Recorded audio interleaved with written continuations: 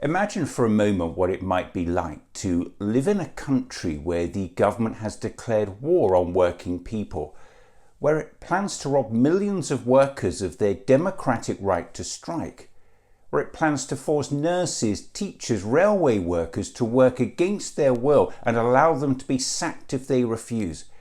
And imagine a government willing to outright lie to the public to get away with it. It's unthinkable, isn't it?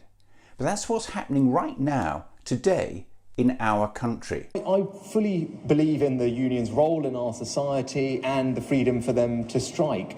But I also believe that that should be balanced with the right of ordinary working people to go about their lives free from significant disruption. And that's why we're going to bring forward new laws in common with countries like France, Italy, Spain and others. The Prime Minister telling the public his anti-strike bill simply joins countries like France, Italy and Spain in having minimum service levels during industrial action.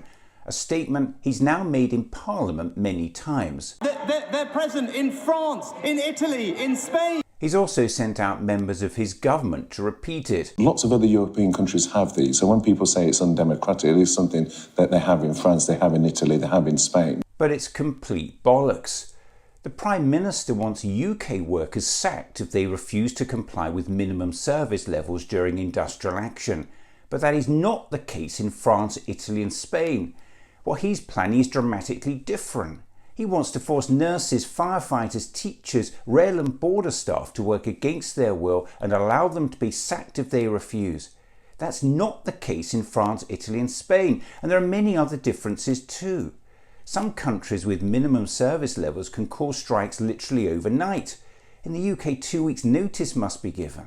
And the minimum service legislation in France has never been deployed for transport strikes. But that's set to be the case in the UK.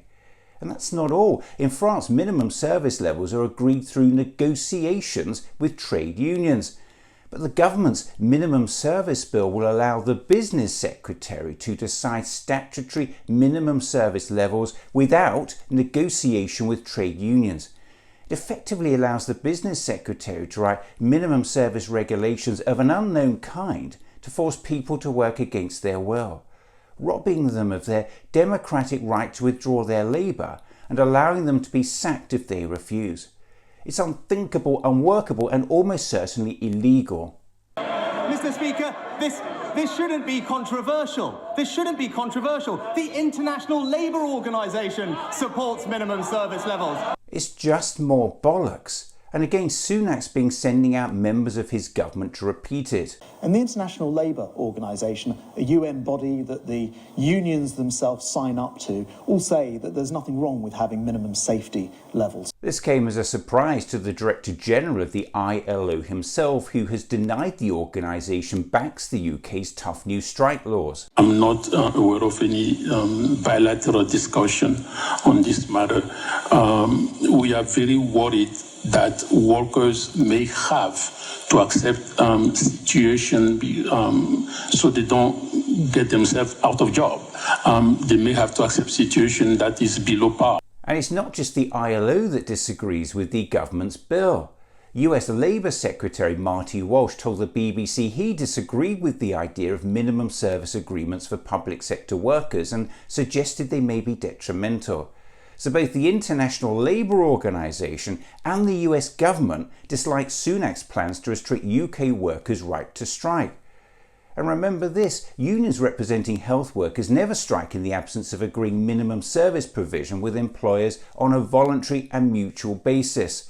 Something which even the Levelling Up Secretary Michael Gove has conceded. I'm conscious that ambulance workers, nurses and others, when they do go on strike action, and I don't approve of it, I have to say, but they do take steps in order to ensure that they can look after the most urgent emergency cases. Just at the very moment workers across the country are standing together and saying enough is enough, this government wants to railway through legislation to rob millions of their democratic right to strike, to force them to work against their will and allow them to be sacked if they refuse.